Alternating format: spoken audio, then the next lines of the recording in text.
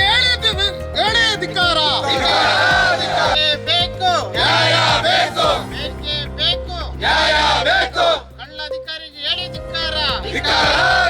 ಬೇಕೇ ಬೇಕು, ನ್ಯಾಯ ಬೇಕು, ಎಲ್ಲಿ ತನಕ ಹೋರಾಟ, ಗೆಲ್ಲುವವರೆಗೂ ಹೋರಾಟ, ಎಲ್ಲಿ ತನಕ ಹೋರಾಟ. ಗೆಲ್ಲುವವರೆಗೂ ಹೋರಾಟ.